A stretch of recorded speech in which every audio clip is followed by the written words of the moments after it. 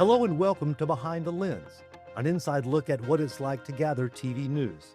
I'm Stuart Pittman, chief photojournalist for QCN Plus, and I'm glad you're here. This week, we're going to crack open the skull of a local TV news photographer and see what's inside. Who's first? Shoot TV news for very long, and it will change the way you think. Constant exposure to tragedy and trivia will do that.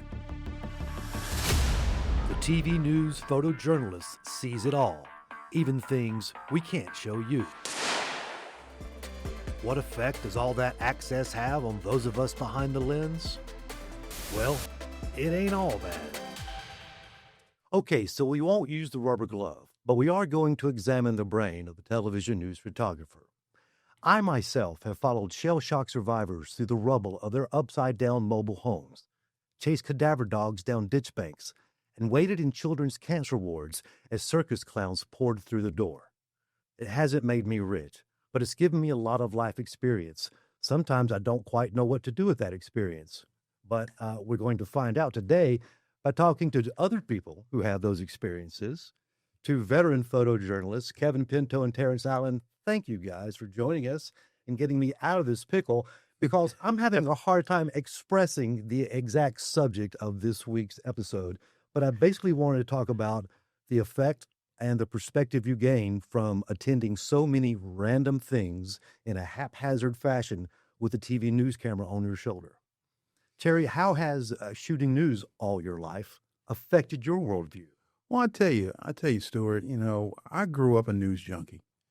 So if I can use that term. Sure. So, my worldview was really formed years ago as a youngster watching TV news, the local, the national news, the Huntley Brinkley report back in the 60s. That's way back. So, I know you guys don't know about that. Yeah. But, watching the Vietnam War in my living room every afternoon, I was very young. Sure. Watching the Democratic National Convention in 68, the MLK assassination, and the subsequent riots and uprisings that took place after that. But, there were also some good things that happened during that period too. So a lot of my worldview was formed by that, by me watching news at such a young age. When I became a news photographer, a lot of that just solidified what I had learned back in the 60s as a youngster, that, humankind, where it has its faults, has its frailties, genuinely, I think we're a good people and we're a good and decent people. And I go through life as a news photographer thinking that although we see some really bad things, generally, like I said, I think we see a lot, but generally, I think it's very good. I think people are okay. But I will say, always watch your back. Well, that's wise advice no matter what you do for a living. Our profession is odd in that we bounce from one place to another so quickly, and it's so random. You were mentioning earlier what you did this morning before you came in here, and I want you to briefly give me a rundown of how you spent your day, your work day, which is so far only about 4 or 5 hours you've been on home shift. Yeah. What have you done today? Well, I started out at about 5:30 this morning, going to a power line situation, car into a power line, which turned out to be not that big of a deal. Right. Left there, went to a tanker truck situation where a tanker truck tried to go off, make a left-hand turn, ended up going into the woods. So I was there pretty much all morning. Right. Then went to a domestic, really sad situation, a domestic violence situation, which turned into a homicide. So, you go from power lines to homicides. And that's kind of the nature of our business. That's its own own little title right there, own book, right? Yeah. That's your biography. Yeah. But you have packed more intrigue in a single half morning than most people get into within years. And I'm always struck by that. I think we get numb to the access. How many times have you stood outside a parked police car and thought mostly about when you're going to eat next? And it's a way of kind of growing numb to it. But it's a fascinating thing to explore. Are there any particular stories that stick with you? And I know that's a loaded question. When people ask me that, it's like looking through a stained glass window and trying to pick out one particular flake of color. There's been so much that has gone through the TV news cameras on our shoulders and through our eyeballs and brains that it's hard to remember sometimes anything, let alone specific things. But now that I've talked too much, what kind of news story sticks with you? I know it's more than just one. I think the two that come to mind, I'll mention the first one was the trip I took to Somalia back in '92. Yeah. Operation Restore Hope is when the Somali warlords were, keeping it was famine and civil war in Somalia at the time. And the Somali warlords were keeping food shipments from the rank and file Somali. So I believe it was President Bush at the time, authorized the U.S. Marines to go over there and kind of clean up the situation and make sure that the people are fed. Well, me and a reporter, I have to mention his name, Steve Crump, one of my favorite guys ever. We took off on a jet and went over there, and we covered that story. And that really sticks with me to this day because I had never seen abject famine and poverty like that ever in my life. Watching little babies and adults just literally die right in front of me because they're starving. Now, it took a little while for the Marines and the Army and everybody to get these food shipments going through, and it turned out okay. As you know, it kind of got a little crazy. Things kind of went off the rail for a while there. But that story sticks to me as it's probably the top story that I've ever done in my entire life. And it really left a profound impact on my life. Made me really appreciate I tell you what, when we flew back and we crossed over into South Carolina and landed in Charleston, I had never been so happy to be back on U.S. soil. Amen. I was so happy, man. I mean, we were all on that jet. We were just there. Wow. But the second story, I would say the Susan Smith story. Wow. Y'all remember that when Susan Smith down in was it York, South Carolina? I forget. But anyway, down in York, killed her two kids. And even to this day, I can still see those two little boys, Yeah.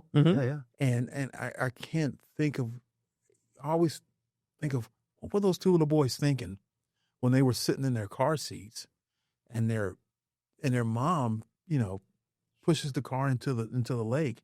What were they thinking? What are you doing, Mom? Or did they even know what was going on? Probably not. They were so young, they didn't even know. I'm sure. Mm-hmm. But I get a little worked up thinking about it.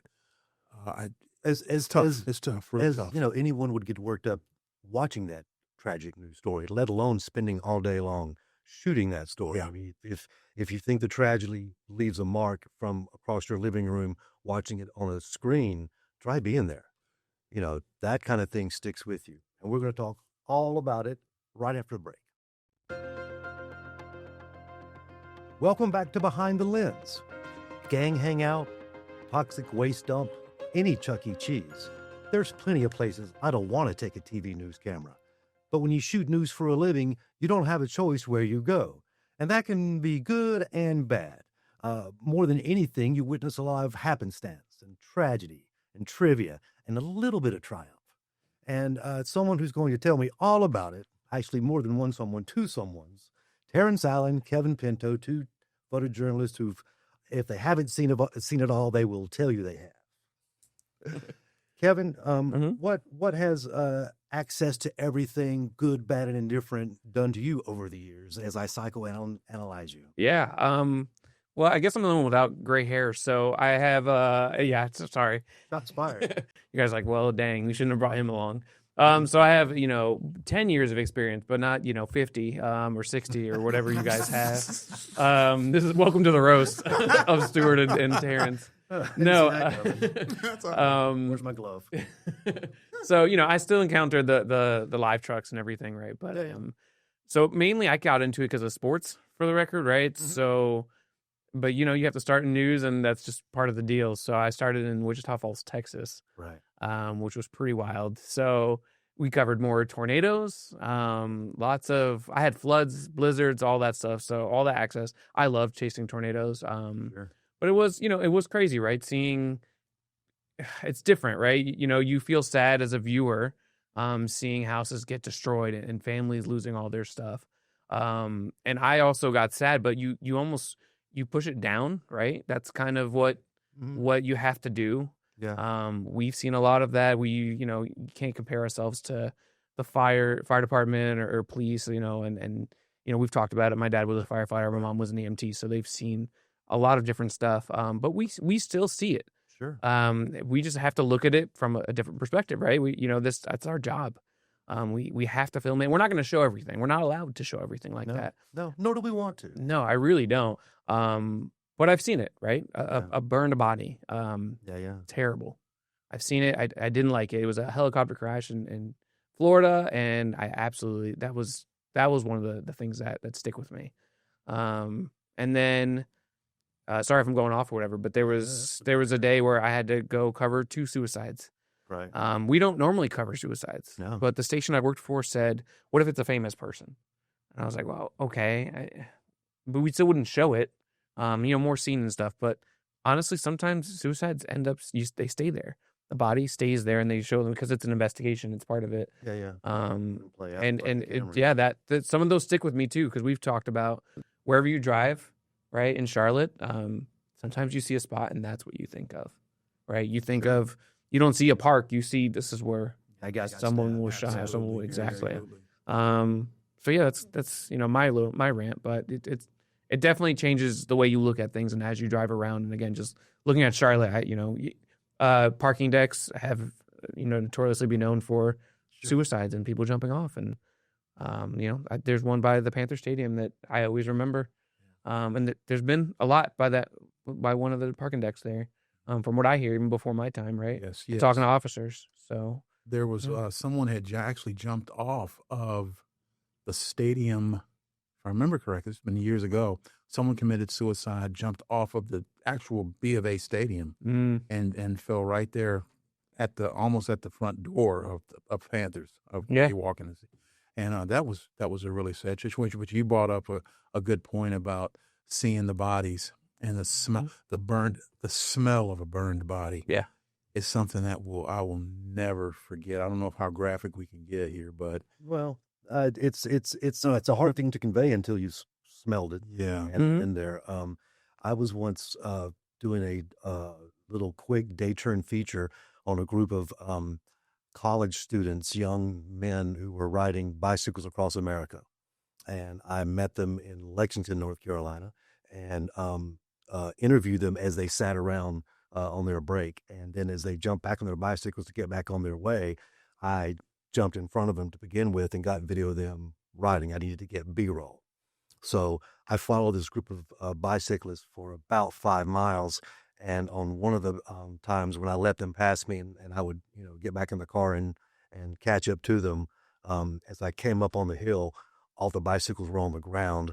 One of the young men had gotten hit by a car and died right there. And more than watching him pass away so unexpectedly was watching the 25 other young college students witness it themselves, and they had this emotional connection to him, of course, and it was a scene out of the Bible, and I can't explain why I still remember it, but how can you not remember something like that? Right. And if you've done this job for any number of years and you've got those kind of things that just stack up, I have a hard time remembering particular events and big cases that some people wouldn't have never forgotten. I think it's just the time in service. Stuart, I want to turn it around on you. Yeah. Have you ever cried behind the lens then? I guess that kind of brings us into that subject, Yeah. I mean, we're getting kind of down here, but certainly, in fact, let me ask you this: can you sit in a lady's living room as she clutches the picture of her child who died the day before, and has granted you an interview? That sounds like a macabre thing to do, but in our line of work, you find yourselves in those situations.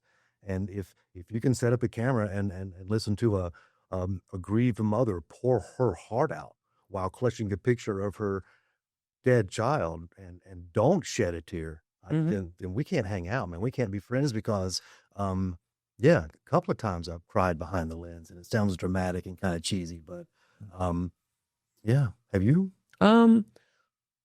There's been certain situations, right? Certain stories. Again, I think I've trained myself to be a little numb to it, and it Mhm. seems wrong, right? And there's definitely a dark side to the news that we've briefly mentioned. But there are some touching stories that I've covered, and there was one in Florida with a guy who was biking across America. It was a very cool story, actually. Yeah. But his wife had passed away a year ago, and he was doing it for the disease that she passed away from. But seeing him cry, seeing other people cry, makes me cry. Sure. So him crying with that story, it made me cry a lot. I got close to the story. I loved it. It was very cool because I like GoPro stuff. You've seen my stories. I put it on wheels and I like the POV of people driving their bikes and stuff. But his interview really got me. I turned away from the camera, which is again something I don't normally do. I can hold it pretty well. Right. So that's a little different from the crime stuff, but a touching story, right? Yeah. So yeah, that's kind of my thing. Well, I think But yeah. you mentioned you were numb. I don't think you're numb, man. Like I said, I just think you're just human. Mhm. And when you see these kind of things and you experience these things, you have to compartmentalize them. And know you have a job to do. Mhm. And that's the main thing. We go out there and we gather the news. Yeah. Whether it's great news or it's sad news or it's tragic news, we gather it. We have to do it. That's our job. So I find it easy to compartmentalize when half your face is covered by a TV news camera. right. That's true. People Yeah. watch you and they don't go, "Oh, there's Bob with the camera." They go, "There's the TV news guy." So, I kind of leaned into that anonymity. Yeah. And It's your shield. Yeah. it's a shield. Mm-hmm. A TV news camera is a weapon and a shield. Mm-hmm. But there are times then, I will hide behind a camera. That's a good question. Who's hid behind a camera and why? Yeah. Yeah, no, that's true. Yeah, definitely for that. I mean, you're hiding for multiple reasons. Sometimes you're holding your own emotion. Yeah. Sometimes you have people that are angry that you're there, and you're just, Yeah. I'm just, locked into your work. You're like, no, You're in the zone. no. I think we get a little bit of a false sense of security behind that camera sometime because I remember a situation in Richmond where, you think just we're immune to violence and we're not. I was in Richmond once and God, I was so young then and holding the camera, guy starts shooting guns like Mhm. in the, Yeah. in the area, Sure. Yeah. and I'm standing there with the camera like, okay, and people are like, yo, man, get down. No, I'm the camera guy. No one's going to shoot me. Right. I'm part of the furniture. Yeah. It happens all the time. So you can't get lulled into that false sense of security behind that Yeah, I agree. because you can definitely feel the sting of that bullet. But that's easy. It's easy to get it's easy to feel that way because how many crime scenes do you think you've been to, Terry Allen? How many what now? Crime scenes. How many? Honest to God, hundreds of thousands. I would at least thousands. At least. Yeah, when the dinosaurs went down. You're right, man. Sorry, that's my coping mechanism that's too. right. That's what I love about Yeah. KP, man. I love that, man. It's great stuff. We're gonna lighten it up after the break, I think. Yeah, Stuart. no doubt. We are. We're going to have to because we've gotten kind of dark here. So. Yeah, yes. Stand by. We're going to get our clown noses on and be right back. Welcome back to Behind the Lens. We're talking about the kind of perspective you get after shooting news for 10, 20, 30 some years.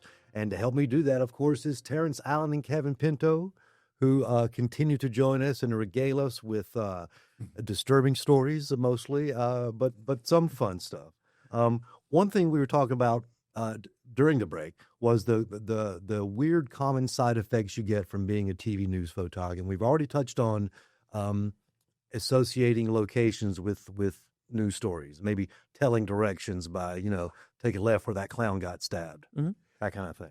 Yeah, I go through that all the time, and I know my wife and kids, and now they're adults, but when they were kids, I'm pretty sure they got kind of sick of that, hey, this is where that shooting happened. Yeah. This is where that stabbing happened. Yes. That happened last week when I was, so that happens to me a lot. I know you mentioned that earlier. Oh yeah, no, I definitely mentioned it. That's why I try not to just say it anymore. Luckily, my wife is also a photographer, so she gets Yeah. it too. So she has her own stories. Well, one thing it also has left me with is paranoia about certain things. You can't go to a gajillion scenes of house fires and not think about your own house burning down. I ask my daughters, we can't be lighting candles in my house. You got to check that fireplace. You got to turn all the burners off. I get really paranoid about fire. I've never had any experience personally with that in my own life. I've just been to a gajillion fire scenes. I feel the same way. Hung around so many firemen and fire chiefs, battalion chiefs Yeah. all my life. I get home and I'm like, watch this, watch that, watch it. The candle thing. Sure. That really gets me. When Yeah. kids were younger, I was like, yo, put that out. Yeah, we get me doing. Or the junkie garage. Yep. Got to get that garage clean because that's a breeding ground for fire. I am very. See, I'm getting worked up about it. Mhm. I am. Don't very go dad curious. on. Yeah. Safety first. No, I get that. I for some reason thought you were carrying like this little candle around. It's another old man joke, but That doesn't. Oh. yeah. We talked also about a lot of tragedy, and a lot of the news we covered is bad news, but there's also moments of triumph. And I know you guys associate sports with a lot of that. What's been your experience with moments of triumph? Have there been any that just stand out so much? Wow, I think the biggest moment of triumph I think I've witnessed actually a bunch of them, but the one that sticks out is the 2003 divisional playoff, Rams versus Panthers, when Jake Delhomme hit Steve Smith over the middle. I forget the name of the play. It's an iconic play in Panther history. Sure. And we were right there, right on the play, all the way into the end zone. And I mean, this was in St. Louis at the time. So Panther fans, even the Mayor McQuarrie was there, the old mayor of Charlotte. And we were all just on the field and we were just with the Panthers. And I remember you could see me actually in the NFL films with the camera held up high, shooting this big scrum of players. And that team was such a great team. They were so much fun to be around. So that was a big triumph moment for me. How about you, Kevin? Oh man. Yeah, I mean sports is such an easy thing to talk about, right? It's always about triumph. Unless you get into that locker room where your team lost. In there. Yeah. Well, we're not talking about the sad stuff right now. So now we're over there. no, I've honestly I'm just really grateful. I'm gonna pull up my pictures here. So that way you guys can see me. There's young me, first of all, without a beard. But I honestly just the experiences that I've had setting up these productions, to me, just the bright sides is a triumph to me, right? Regardless. Right. I've had so many experiences playing, with animals, and we've talked about animals and wrapping snakes around me, and some cool different things that I've been able to do. To me, just that part of my career is something that I'm very thankful for. Sure. And just getting that experience to go see, certain games, I've worked in Tampa, Denver, here, guys, I've been around even in my short career. Right. And just covering so many of these things and talking to the young athletes, right? High school athletes and figuring out what they want to do and giving them opportunity to tell their stories to me is super cool. So yeah, and just, being able to dive into people's lives is really, really cool. I enjoy it. I do too. That's a good point, Kevin. You mentioned the high school athletes. I had one of the nicest, great stories, man. Virginia State High School playoffs years ago, covering that, and these group of kids from Newport News, they will stick with me for the rest of my life. They were so happy to win the championship. Yeah, and that's out of all of the NFL, NBA, all that stuff I've been to, that really sticks out. No, the big kids stuff, the high school fantastic. kids, yeah. Mm-hmm. Yeah. I covered American Idol closely That's right. for years during its complete heyday when it was the biggest thing in the world, and I was lucky enough to be a camera guy outside the final judging area. So once Simon and the rest told them they were either going to be stars or not, they'd pop out right in front of me. And I have chased people to their cars who were taking swings at me because they were so upset that they didn't get picks. But I've also seen people come out totally convinced they're about to be global TV movie star recording artists, and some of them have been. Kelly Pickler, when Kelly Pickler passed American Idol for her first audition, she walked out right to me. I got a picture of her somewhere. But she was very excited and happy, and seeing some of those people, clutching the golden ticket of the moment, whatever that may be, is certainly a moment of triumph, even if it's a little delusional. I got a question for you about that. Yeah. Does Randy Jackson really always say, dog, dog, dog? Look here, dog. Yes. Dog. What's up, yes. dog? Yes, he does. And he understands when people say it back to him. I have called Randy Jackson dog, and I don't even think he even reacted because he probably heard it 400 times. I like Randy, man. Yeah, Randy's cool, man. Randy was one of my favorites. He used to play bass for Journey. I do. Back in the day. Yeah. We're getting a little off topic. Yeah. But there is no one topic to TV news, and that's a good lesson because what we wanted to talk about in the beginning of this is what effect, what perspective shooting every kind of television news story has on you. And we've only scratched the surface, but I've found it interesting. And I've learned some things about Kevin that I find a little disturbing. But we're just going to get past that, maybe explore it in our next episode. So thanks, guys. And thank you for watching Behind the Lens, an inside look at gathering TV news. We'll see you next time.